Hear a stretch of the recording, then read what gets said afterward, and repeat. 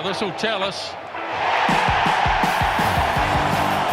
And that's pretty conclusive. Still going. Close. I think he got it down. How strong is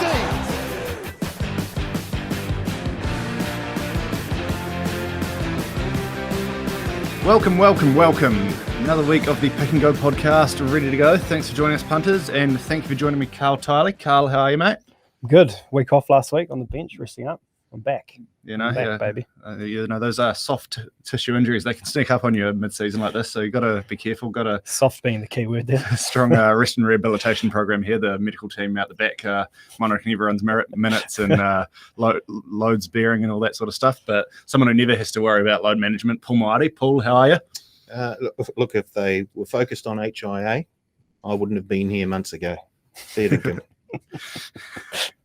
Yeah, I don't think we want to explore that too much, Nope. So might as well get straight into the action. Obviously, so pretty good weekend of international footy again last weekend. The main event for us on the side of the Tasman obviously being the All Blacks, who scored a 60-13 victory over Fiji at Waikato Stadium. Probably a much more convincing display all around, you'd have to say, than a similar scoreline, but definitely a different type of test the week before. All Blacks shooting out to a pretty convincing lead early on. Sevu Reece, the star of the show, with 3 tries in the first half. Paul, what were your sort of main takeaways from the test in Hamilton? I think the All Blacks seem to have a better balanced side. They certainly appreciated Ardie Savea in the 7 jersey. I think he just gave that forward pack and to a greater degree, the loose forward trio a lot more sort of oomph. And we won a whole lot of turnover ball because he was around. So he got a try as well, deserved that. 50th test match too. Very nice, yeah. Yeah. He put on a great performance there. I don't know what it is with All Black reserve hookers, but Yeah. crikey. Takiaho now must be rocketing up the minutes per test try. Yeah. How good. That was sensational. I mean, he didn't do a lot for – I mean, Dane Coles, to be fair, didn't do a lot for his 4 the week before, but he did everything right. You still got to throw the ball in straight.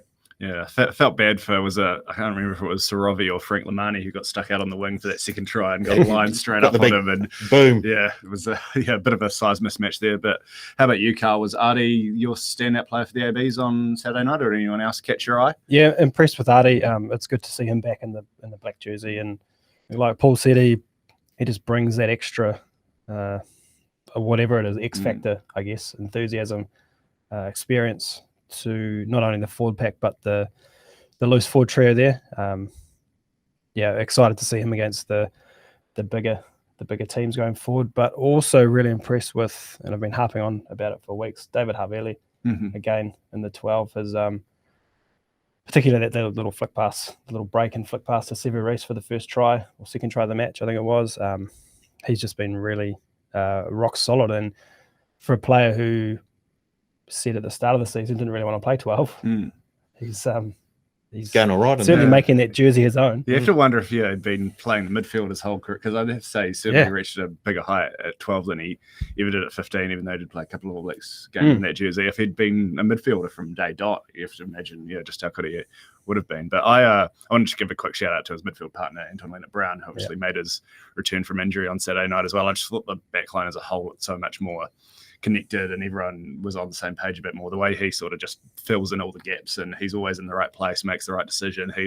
He can fly under the radar a little bit, but he makes such a difference whenever he's on the park, and I think he was a big part. We saw those moves flowing, and Sevu Reece was the main beneficiary early on, but Leonard Brown's just he's such an underrated part of that whole midfield. So getting him back on the park and getting through 80 minutes healthy was huge for mine. I don't know what else there's really to say about it. It's 2 close to 50-point games. I believe you were on the minus last week though on the show, Paul. So 39.5. Yep, that was never really seemed in too much doubt, although it was probably a bit closer than we might have expected at halftime when the All Blacks were shot out to a big lead. But what were our sort of takeaways from Fiji now that we've had 160 minutes of rugby from them? The score in the first game, I don't think reflects how well they played. That was not a 34-point game or whatever, right? No, and I've got that the question you've got here in the notes was, should they get more tests against top sides? And I 100% agree they should. Just think back to the last 2 World Cups. They've been reasonably competitive in the pool play. Beating Australia with 20 minutes to play in Sapporo, and then only went down to Wales, who ended up making the semi-final by 12 points. So. Yeah, exactly. They were good back in '87 when it was a Corin Duadua who was running down the sideline with the ball in one hand, and it just he let go of it, unfortunately, when he was heading for a try. I can't remember who it was again. It was one against one of the big nations. So they've always had good, and now that they've got all these players, sort of a two-edged sword, having all these players overseas, getting all this experience, but then finding it hard to get them back when they need them as well. But I agree. I think they should definitely have a regular test match schedule against rotating around between the All Blacks, the Australians, and South Africa, maybe. I'd love to see like a Pacific Cup or of some sorts with the All Blacks, Australia, Japan, the island nations, some sort of competition. Even maybe handicapped, because otherwise the All Blacks are going to win it every year, or maybe not. It gives these other teams the exposure and the chance to get better. Even if it made sense to maybe base themselves up in Europe, because obviously so many players are playing in the top 14 or the Pro 14 or whatever it's called. And we play them when we go over and play England, and then we play against Fiji as well. Get them matched up against Japan, and hopefully a few more tests against, like, you'd have to imagine they'd give Ireland and Wales and those sort of nations a real run for their money at the moment. So, I'm all for it. You'd think, like, as well, this team, as impressive as they were, there's no Semi Radradra, there's no Josh Tuisova, there's no Viliami Mata, there's no Semi Kunatani, who are all 4 world-class players, and then there's no Bottier in the second team. Exactly. I mean, he was a massive out. No, it just goes to show how capable they are, and they're only going to build up more depth, hopefully, with the money flowing in from World Rugby. It does seem like they're making a bit of an effort, and then the Drua hopefully joining Super Rugby as well. So, all for more Fijian involvement in the game, however we can get it. I just want to see more Pafali Yato running around as a role. That's my goal for the rest of 2021, I think. So, fully on board. I don't know. Is there anything else we need to touch on from the test in Hamilton or the last couple of weeks? Before, I think we've probably, there's not too much more you can uncover in it. Not so much the test, but big Fijian name returning to New Zealand rugby. I did wonder how long we'd get into the podcast before Waisaki Naholo. Very disappointed that he's not going to a team a wee bit further down south. Dunedin. Well, I guess until he's got a Super Rugby contract, that's up for. That doesn't really. He's really a Taranaki. He was a Taranaki. Anyway, he was. But I'd love to see him back in the Highlanders kit next Super Rugby season. Yeah, no, there's you've got enough decent outside backs you've poached from the North Island floating around down there at the moment, don't you? He's a Highlander. He's a Highlander. Well, between Jonah Nariki and Garden Bishop, and hopefully Solomon Alamalo will be back on the park for you next season. So we don't need to do the Highlanders 2020 season preview just yet, because we get Carl wants to. But you've lined up a perfect sort of natural transition here, which I'm going to ruin by pointing right to it for all the listeners. But we're going to talk about another Fijian winger now, Marika Korobidi. Was that the most laughable red card you've seen in It was up there. rugby? It was up there. Yeah. I still don't see direct contact with the head.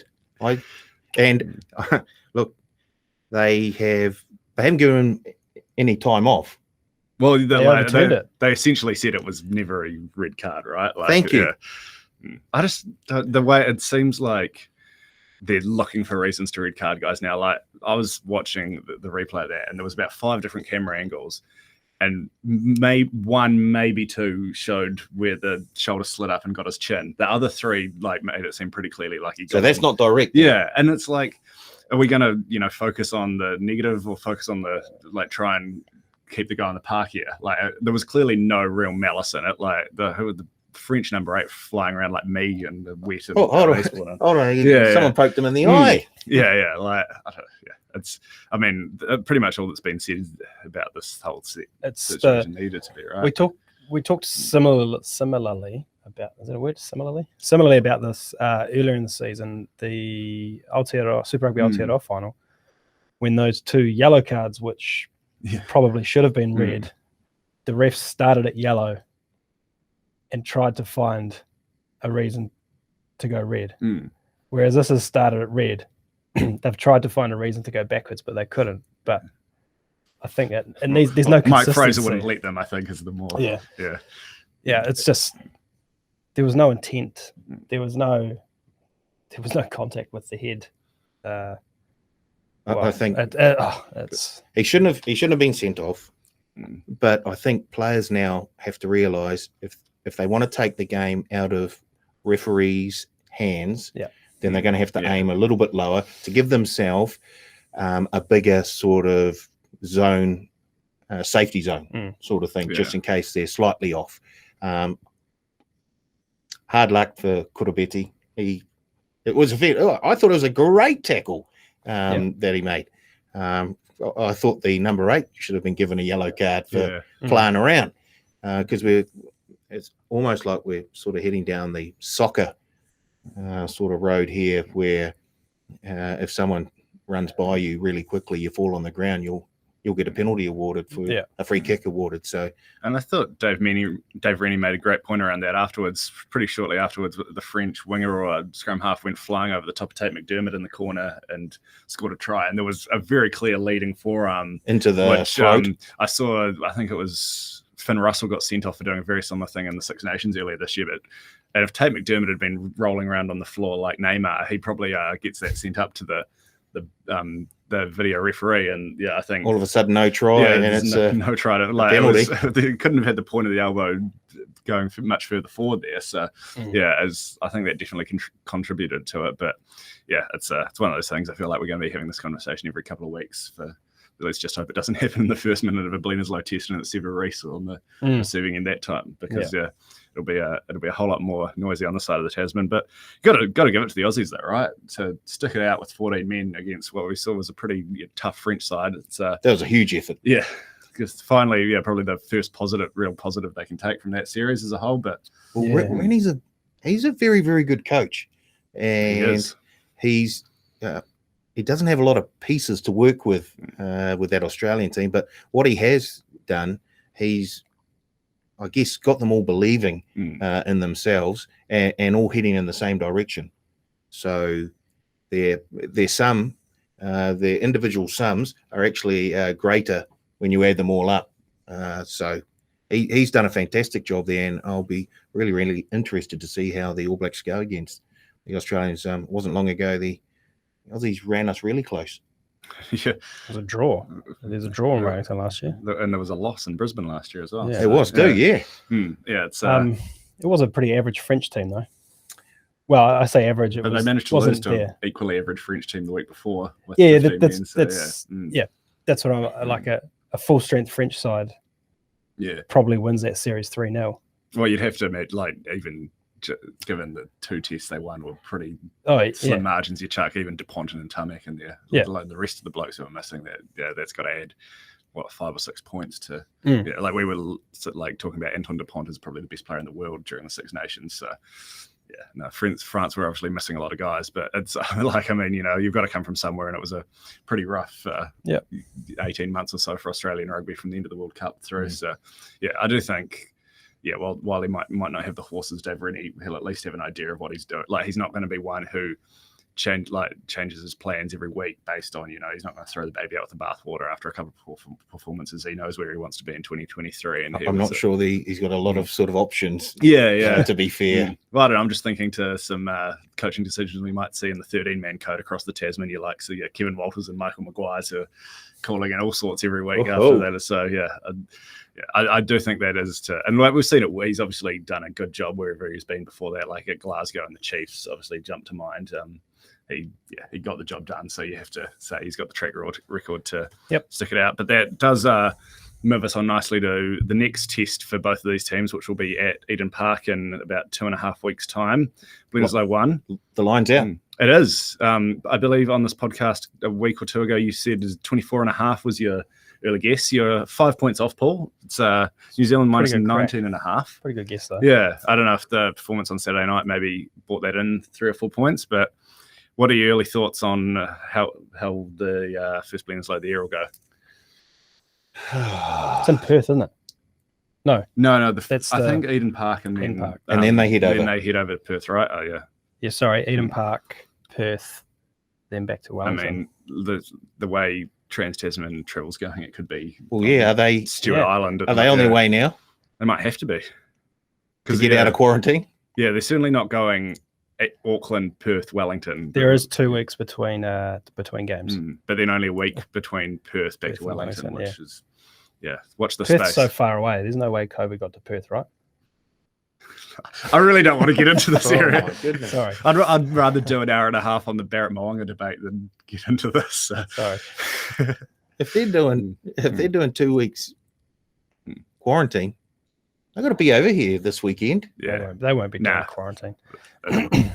It'll. If I was a betting man, I imagine that game ends up at Suncorp Stadium. But that's just me. I know for a fact you are a betting man, Patrick. So. I don't think we're allowed to offer odds on that, unfortunately, though. But yeah, I guess the big talking point around this is though just the squad. It's not even really a big talking point, right? The squad. TJ Perenara was the only major return. You guys surprised to see TJ? Surprised to see anyone who was left out? Or Look, Christie did nothing wrong. No. But I guess they're looking for when you've got TJ, he's a different style of halfback to Smith and to Weber. He certainly is. So I think Christie was sort of in their mold. So you sort of had 3 of all out of the same sort of mold, whereas TJ is obviously, if we're going to be matching up against some big forward packs, like the South Africans, we need a bigger halfback. We're probably he's certainly not afraid to get all physical. He gets into the defense and he works around that ruck. He becomes another loose forward. Yeah, he I think was either Beaver or Izzy on SENZ this week talking about it, and they've got 3 guys there that are. There's Smith, there's Perenara, Weber's probably in the middle but leaning more towards Smith. But it's like a horses for courses type situation, right? Yeah. Smith and Weber will run rings around Australia, whereas Perenara will be very valuable against the big South Africans, the Argentinians. Even the Argentinians, yeah. Same again. So, yeah, I to be honest, I was surprised to see him get in. I wasn't. Yeah, it's one of those things, right? I knew they would pick him, but I don't know. I don't know if he's like. I think the first test will be Smith and Weber. Yeah, I certainly think those.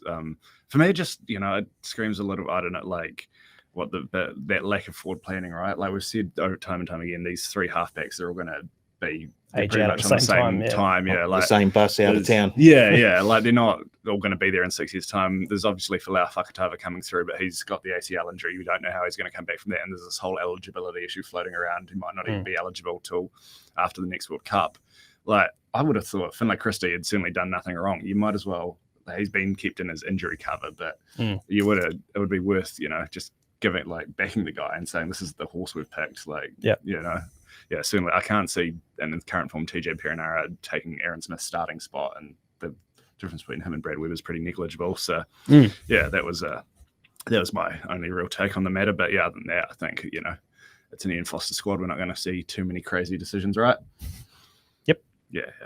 Now, speaking of, I've given you guys a little task given there's no Test rugby down under this week to go in depth on. We're just going to run through and pick our starting 15s for Bledisloe 1. Still a couple of weeks away, but I think we've had that 3-week audition now. Pretty much everyone in the All Black squad got a run, or we know what they're capable of. So we're just going to run through probably quick fire for the most part, and I'll go back and forth. Who's getting your number 1 jersey, Carl? Paul? Tuinuku Afi. You on the same page, Carl? Yes. Yeah, I've got Carl down. Carl. Yeah, Carl. Yeah, well, it is. Yeah. For the record, I cannot prop. For a very mediocre host, it's really throwing me around here. But no, the thing with Tuinuku Afi is obviously he's excellent at scrum time, and Tony Alatupo is going to be a factor in that game. Oh yeah. He's maybe not as effective around the park, although he has looked pretty impressive with ball in hand, big Carl. So I think he's one who, the Wallabies, they don't have as many threats. So if you can just put him sort of on Tupo and neutralise him at scrum time and everything like that, that's the key for me. This is probably going to be a bit more, I don't know if it'll be contentious, but could vary here. Who's starting hooker? I'll let you go first this time, Carl. Cody Taylor for me. Paul Taylor. I've gone Dane Coles, but I've been outvoted. So, I just... I think Taylor offers more with the ball in hand for me. My concern about the All Blacks at the moment is they do have this tendency to maybe sleepwalk into some games. You think about Wellington last year, the test down in Dunedin.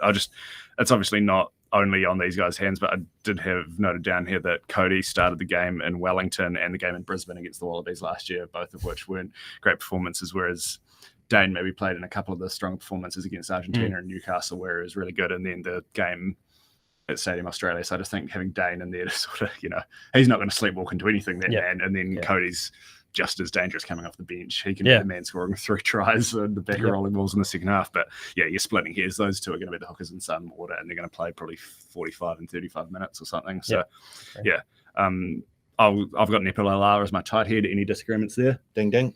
Same. Yeah, I imagine I'm pretty safe in guessing that Captain Sam's one of our locks. Yes. Who you got in the other locking jersey, Cal?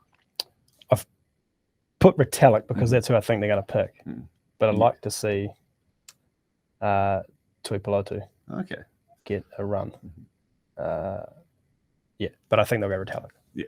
I've also gone with Brody. I just think, he was close to the best player in the world before he went overseas. He's had a bit of time in camp now. Yeah. It is the first. It'll be match fitness is what he's lacking. That would be the issue. But I imagine, you want to give him a chance to, it's almost you'd rather get it out of the way in the first winners league. You've still got the second and third to, lock up the trophy if you need to, rather than, I've gone with Brody. Who's your second lock? Barrett. Oh. It's been called the 6th best lock in New Zealand by some around these parts. Not by me. No, so I'd have him on the bench, but I've got Retallick on the bench. I just thought another 20, 25 minutes off the bench and then bang into the starting lineup for the second test. Yeah, I did just a little thought that occurred to me while I was doing this exercise was I'd like to see them maybe go with that Springbok theory of 5 tight forwards on the bench and see the locking department's probably our strongest area of anything at the moment. We've got, Tupu Vai, who was amazing last year, probably the 5th or 6th best lock floating around. So we've got like Retallick, Scott Barrett, or Tuipulotu. 2 of them are going to have to be left out of the forward pack. You might as well make the most of your depth you have there. But obviously with Scott Barrett being captain, they're probably going to want him to play 80 minutes. So. Sam Whitelock. Him, yes. Yeah, that guy. Yeah, the Canterbury lock. That's the one I was talking about. Yeah. Who would have thought? Yeah, another interesting one here. Blindside flanker. Who have you gone with, Paul? Blackadder. Okay. Yep. Carl? I've got a little. I've got four men here trying to fit into 3 positions, and it doesn't work. So who's going to miss out? Well, that's it. I've got a slate 2 in the 6 if I can. Okay, no. Okay, yeah. I think the jersey's only big enough for one of them. Probably okay, enough of. Okay, shut up. Kira Ioane for me. Okay. Yeah, I'm a big fan of his work of late. Yeah. Yeah, no, fair enough. I think he will get the 6. My thoughts on him have been documented on this podcast previously. However, I would go for Dalton Papali'i. Bit of a curveball, but he's started at 7 against Tonga. He's probably more of an open side if you look at things overall, but he's got a similar frame. I just looked up. He's actually 3 kg. He's heavier than Jerome Kano listed weights, and Jerome Kano was perfectly big enough to play blindside flanker. One of the greats. Yeah. Yep. So I reckon, especially when you got Artie on the other side of the scrum, who's obviously my 7, between them, the 2 can sort of play that sort of hybrid 6.5 role each. I think you're not missing out on any size there. Papali'i's been great for me all season. He was really good for the Blues. He was, you were playing not a great team, but he was probably the standout player for me against Tonga. So I'd like to see him given that opportunity. I think, I was looking at the rest of them and no one really jumped out. Like Blackadder, I thought was maybe a little bit off the pace against Fiji in the first test, but I am a big fan of him overall, and I think he is more of a 6 than a 7, so maybe that was the issue there. He'd probably be my second choice, and then Kira Ioane does offer some impact, so it's a wide open one. I think that's probably one of the toughest jerseys. Has everyone got Artie in the 7 though? Who's Paul's 6? Did I miss that? Ethan Blackadder. Oh, he did, sorry. Yeah. Yes, Artie in the 7. Artie. Jacobson. Yep, Jacobson. Yep. Yeah. And just for the record, Papali'i was my 4th man out. Right. I had the little love triangle. Artie can play 7, can play 8. Jacobson can play 6, can play 8. Akira 6, Papali'i 7. So doesn't work, but I think Jacobson's been another one who's really cemented his claims. Aaron Smith in 9. Yes. Yep. You guys have got Richie at 10, don't you? Yep. No, I do. No. I got Bodie. Oh, I'm shocked. Very happy, but shocked. Yeah, I just think Bodie and Aaron Smith have a very good combination. And Richie Mo'unga's impact in the dying stages of a game is probably far more than Bowden's is now. His speed off the mark and just, I think in the big tests of Australia, the South Africas, we're going to need that. And if he's coming on fresh. Yeah. And you can always slide Bodie back to fullback if you want the two voices to keep it calm. And I had Bodie as well. the Smith-Bodie combination I really like. Yeah. Last time Bodie started against Australia in the park, he scored 4 tries on a howler of a night. So I'd still like to see. I'd would be $1 Mo'unga starts in the 10 jersey though. I think so. Yep. Yeah. About that, right? Yes, indeed. How about left wing? Another one here where I think we might differ. Who have you got down, Carl? Sebu Reece. So do I. The man scored 3 tries in the left wing. Looked very good with the 11 on his back. Plenty of big names have filled that jersey. Yeah, beginning. A lot of Fijians done very well on the black 11 as well. Yep. How about you, Paul? Ioane. All right. Yeah, another one. Oh, yeah. I didn't actually consider him in the wing. I much prefer him on the wing. He is a winger, he's a winger.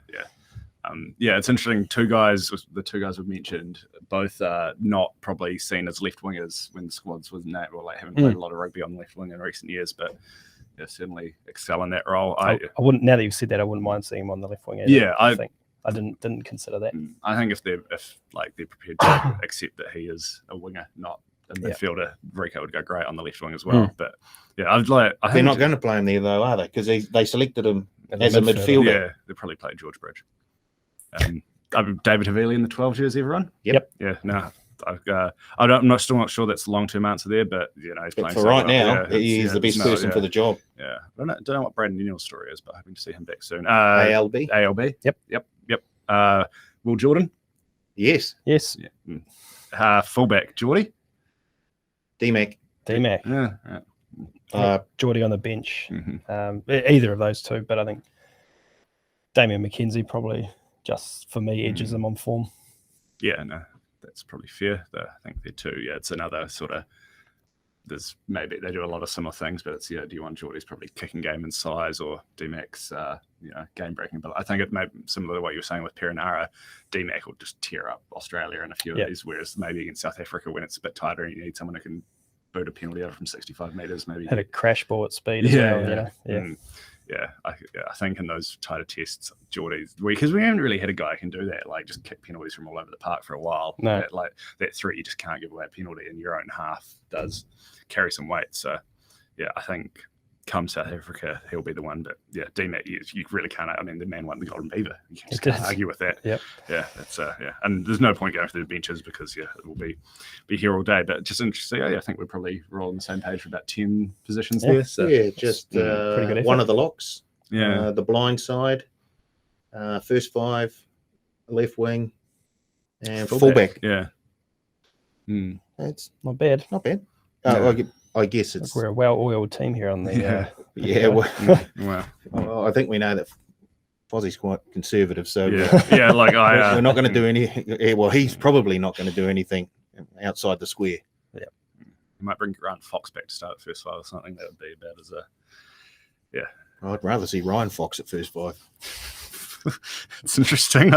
It could be a bit of an issue moving side to side from what I saw at Sandwich over the weekend. But moving on, that leaves us obviously the main event of this weekend.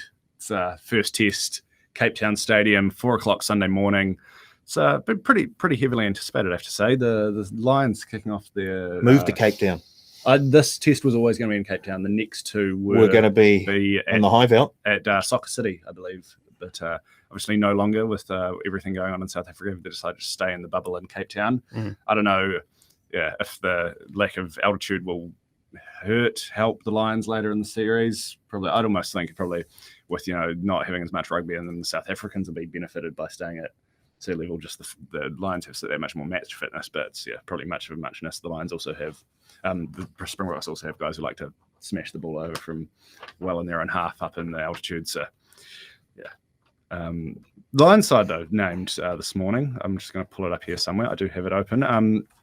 Few surprises actually to me. I don't know. Like we're talking about old mate Ian Foster being pretty conservative in his team selection. I don't know if that's something around what's going in the water on the Waikato, because Warren Gatland certainly surprised me a little bit with the team he's put out in the park. Let's go through where are you sort of looking in particular? Are you looking at the 10 jersey? I mean, Dan Bigger doesn't scream starting lines first five as all last. Like, yeah, it's more the one inside him. Ali Price has been good for Scotland. He's a solid first five. But Conor Murray, you named the bloke captain like 3 weeks ago, and to now put him on the bench, like obviously you've got Alan Wynne-Jones back there who can be captain, but surely if you're making him your tour captain, you're planning on him starting every test, and then to go and chuck him on the bench, and it just doesn't make a lot of sense to me. That was the big one. That something going on behind the scenes, possibly. I don't know. Yeah, get Clan McMillan over there. I don't know. Were there any other notable selection choices that jumped out to you, Carl? The Kiwi or former Kiwi, Bundy Aki. I thought he was at least a bench for a spot somewhere. Yeah. The games he's played 2 or 3 of the tour games so far, and didn't look like he did anything wrong. So yeah, he was a shock, and it's as you say on the notes here, the miracle recovery from that's Alan Wynne-Jones. Yeah, it was amazing to see. It's question. I don't know. I appreciate, like, obviously they've got their own medical staff and everyone, but yeah, it's good to see. Like, good love to see him out there.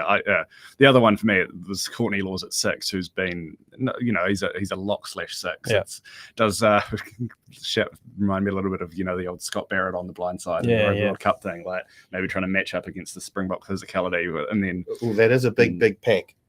Yeah, but I really like the look of that Springbok side. Oh yeah, turning over them, I would like the odds are obviously been going back and forth, so they're about even once again. But for me, I'd make the Springboks clear favourites here. I don't know about you two. Hey, and they're not. I will take. I will definitely take the money for the Springboks we're offering right now. I just look at the team. It's sort of, I think back to the Rugby World Cup final. It's a very similar Springbok team to that team, right? I don't know about you. I'd probably rather have Eddie Jones masterminding or coming up with a game plan than Warren Gatland. Yep. I reckon Eddie Jones probably could have won one game in Super Rugby Aotearoa last season. That's just me. But, I don't know. Wow. Don't want to be too harsh. Wow, shade. Like, Warren Gatland, he's obviously done well with the Lions and past tours, but I just get the feeling he's getting sucked into some of these mind games. Like, he was losing his mind about the team being leaked in South Africa, naming their team a day early and all this sort of stuff. And then he's gone and named a couple of guys, Laws in particular, and Cowan Dickey, I think, and then Elliot Daly at centre as well, who played the majority of his rugby in the outside backs. And it seems like he's trying to match up against the Springboks, which I just don't. He did make some questionable moves here in 2019. What, with the Chiefs? 2017. Or he's talking about with the Lions? No, with the Lions. Sorry, there was a lot of. He was all over the show in the media, and yeah, that's true. He did manage to draw a series. God, that was rubbish. Yeah, but anyway, we won't dwell on that.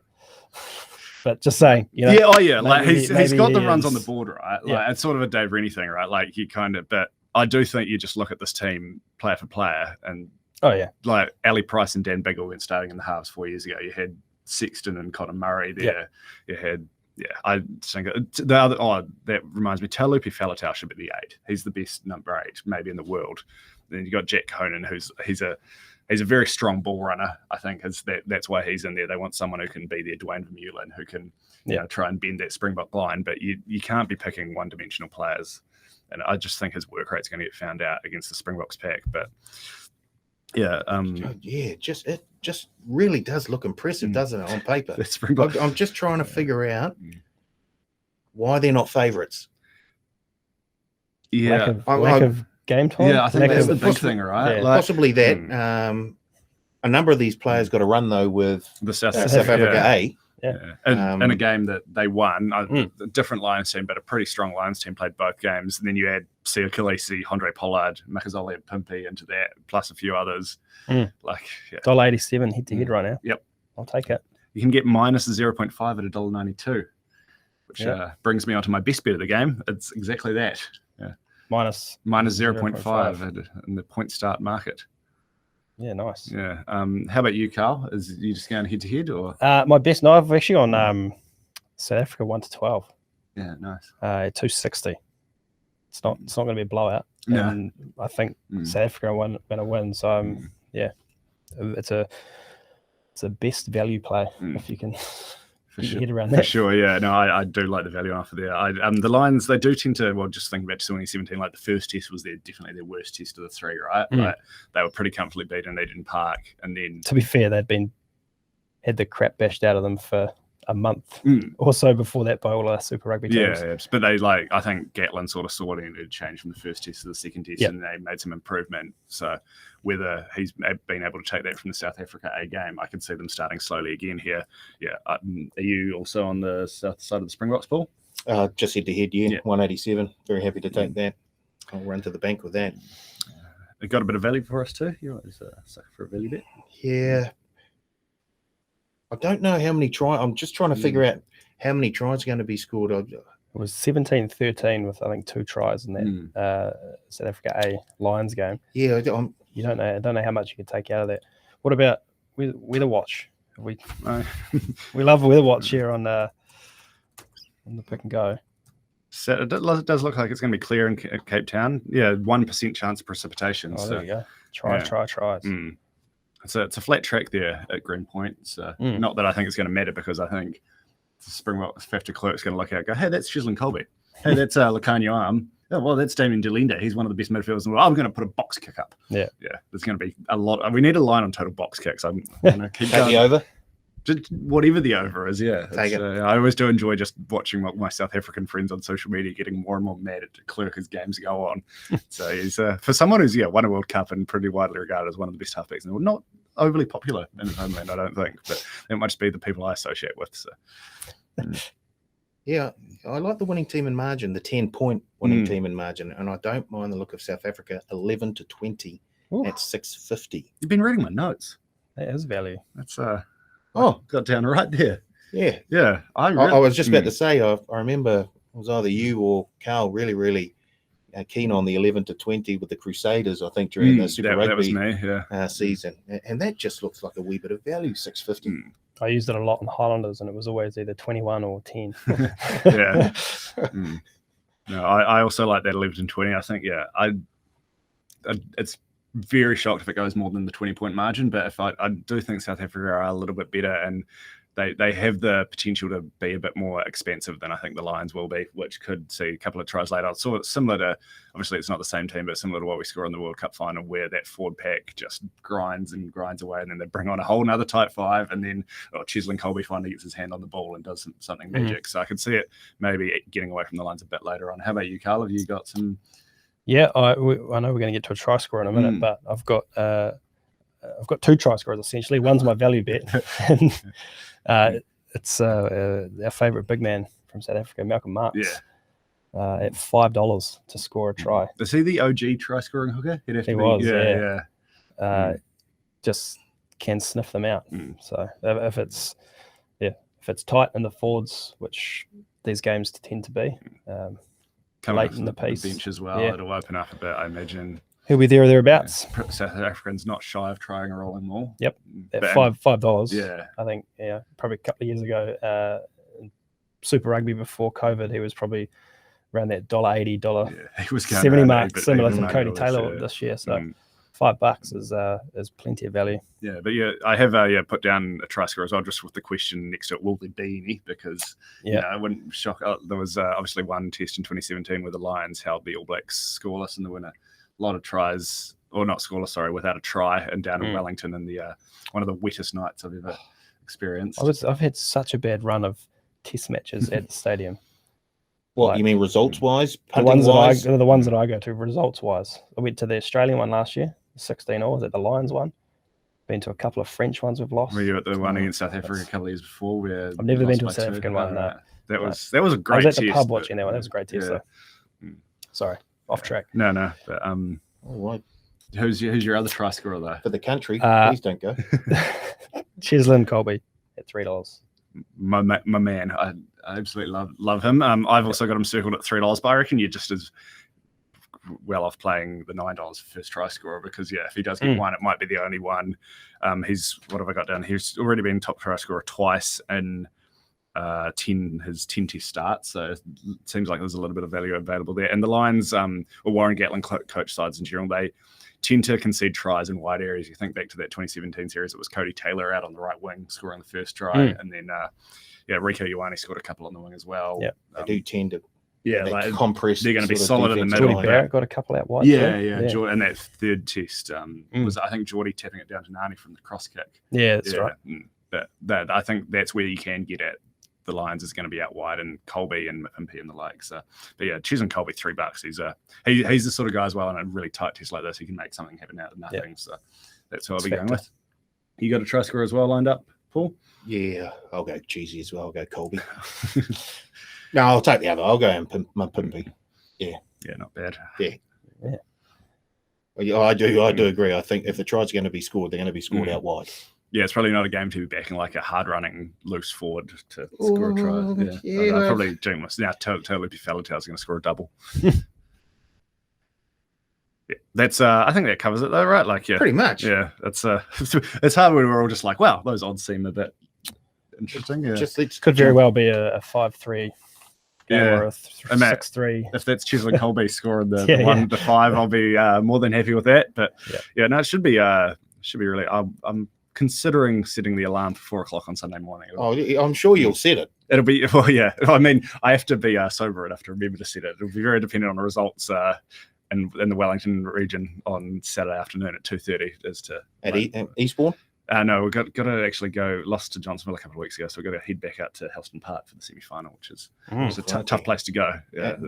Yeah, I mean, that's quite boggy at the best of times, isn't it? It's a bit of a sandpit, actually. Is it? Yeah. Water stays on top. Yeah. Is that where Johnsonville's club rooms are? Mm-hmm. That one? Oh, right. Yeah. Might have redone it since you were running around the North's Colts back in the day. So once played a game up there against a man with an anklet on. Very, very scary. I was actually marking him. Very scary. Seems like this might be time to end the podcast and share some more stories about games at Helston Park. But I don't think there'll be any anklets in the Springboks. British and Irish. No, they're all securely in the bubble. They're all good. Yeah, no, it's nothing to worry about there. Wow, anklets. We've lost Paul, so I'm shocked. Yeah, I'm gonna sign off. Thanks for joining us once again, punters. Enjoy all the footy over the weekend. We'll be back probably next week to recap the Lions test, maybe look a bit more to the Bledisloe Tri Nations, and maybe even a little bit of the Bunnings Warehouse NPC. I can't wait. That is just a great time of the year. Just Paul just lining up all his bets on hookers to score tries. It's he's going to be a busy man in a week or so. So yeah, talk to you all then. Have a good week and talk to you later. Cheers.